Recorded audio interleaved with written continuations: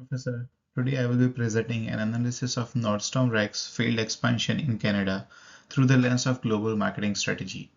This case provides valuable insight into how assumptions, strategy, and adaptation can determine the fate of international venture. Nordstrom, founded in 1901, is a US-based luxury department store chain. Its off-price division, Nordstrom Rack, was introduced in 1973 and grew rapidly across US, offering branded product at discounted prices. Riding on the success, the company expanded into Canada in 2014 with the full-line stores, followed by Nordstrom Rack in 2018. Unfortunately, they exited the Canadian market entirely by 2023. Landscape is unique. Consumers here are highly value-driven and price-sensitive, especially in urban centers. Quebec presents an added bilingual marketing challenge.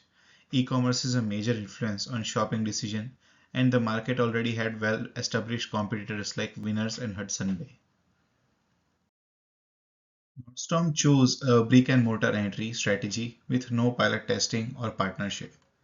They opened large stores and high-end malls across major cities. This direct entry approach didn't include local insight or collaborate with Canadian retailers or mall operators. Nordstrom Rack's entry into Canada failed due to a mix of rushed decisions and lack of local adaptation. First, they skipped market testing. Instead of piloting a few stores, they launched multiple locations at once without fully understanding Canadian consumer behavior. Second, their store locations were in high-rent malls, which didn't align with the expectation of value-focused shoppers. In Canada, shoppers often look for convenience and affordability, not luxury mall settings. They also launched without an e-commerce platform, which was a major miss in a digital inclined market. Many shoppers couldn't access the brand unless they lived near a store. Finally, there were inventory and supply chain issues leading to inconsistent stock and poor product selection, something that further frustrated early consumers. Overall, their strategy lacked the testing, flexibility, and location needed for successful international expansion. Nordstrom Rack faced several cultural and economic misalignment in Canada. Canadian shoppers are generally more price sensitive than American consumers, and the brand pricing strategy didn't reflect local expectations of value in a discount store. The absence of bilingual marketing, especially in Quebec, also limited regional engagement. Economically, currency exchange rate made prices feel inflated compared to US stores, weakening their value proposition. While there were no major legal hurdles, logistical regulations and regional supply chain requirements created delays in inefficiencies.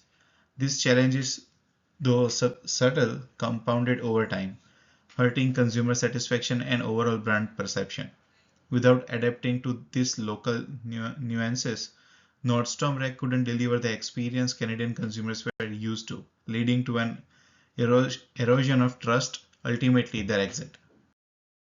From a global strategy standpoint, the brand positioning was mismatched. Consumers didn't see Nordstrom Rack as a true value store. Promotions lacked local relevance, and if we look at the four Ps, the product didn't feel like discount offering, prices were too high, the placement in luxury mall missed their target audience, and promotion didn't connect with Canadian shoppers. Cultural differences played a significant role in Nordstrom Rack's failure in Canada. Canadian consumers tend to be more price sensitive than US consumer counterparts, and they expect genuine value when shopping at discount retailers, not just designer labels with small markdown. This expectation wasn't met. Additionally, the company overlooked Quebec's bilingual market, which limited their reach and made their message feel out of touch. Another key issue was the assumption that Nordstrom's American brand prestige would carry the same weight in Canada.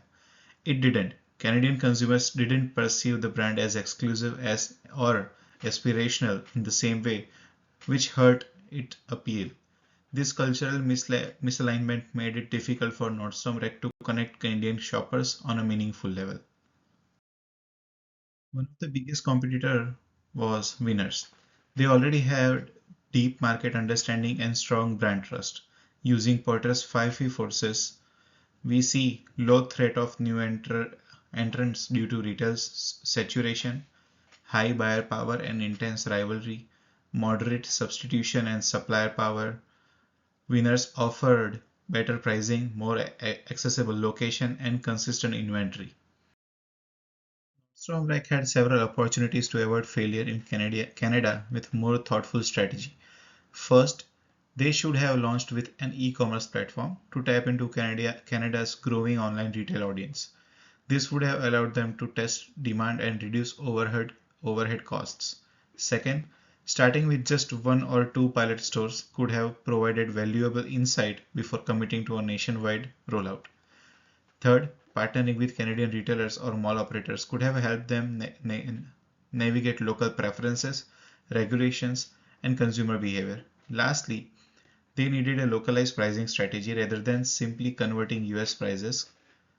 Canadian customers expect deeper discounts from off-price stores, and failing to meet those expectations significantly demanded the brand's credibility and performance.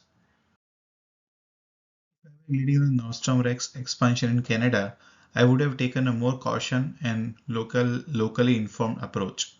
First, I would conduct in-depth market research using focus groups and regional data to understand what value means to Canadian consumers. This would help align pricing and product selection. Second, I had implemented an omni-channel strategy, launching both online and in-store simultaneously to meet consumer expectation and expand reach beyond urban malls. Lastly, I had focused on localized branding, tailoring campaign to reflect Canadian value like affordability, quality, and cultural diversity. I had also used Hofstede's cultural dimension to guide tone, messaging, and customer experience. These three steps would have created a strong, more tailored foundation for long-term success in Canadian market. For future expansion, Nordstrom should invest in global identity with local relevance, adapt digital-first strategy for leaner, faster entries, use partnership or joint venture in cultural district markets for better adaptation. This slide brings us to some of the most important takeaway from Nordstrom Rack's failure in Canada and why it mattered not just for them but for any brand looking to expand globally. First, success in one country doesn't guarantee success in another, especially when crossing border with different consumer expectations, shopping behavior, and competitive dynamics. Nordstrom Rack assumed that what worked in USA, a reputation for discounted luxury, would resonate equally in Canada. But Canadian shoppers saw a price tag that didn't reflect true value, and that disconnection hurt the brand. Second, it's critical to align your brand value with the local market. You can't copy paste a business model. Canadians were expecting deep discount, especially from store positioned as off price. But what they got were US style prices that felt inflated, partly due to currency exchange and partly due to poor pricing localization.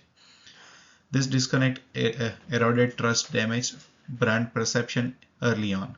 Third, often understanding third and often underestimated is the role of operational readiness. You can have a great product and recognizable brand, but if your supply chain isn't optimized or if you haven't built local infrastructure to support inventory flow, the consumer experience will fall apart quickly. Stormrex's Canadian exit wasn't about brand failure, it was about strategic misalignment. Understanding your consumer, the market, and your position is key. For global marketers, this is a textbook example of why adapting strategy to each market matter more than simply replicating success.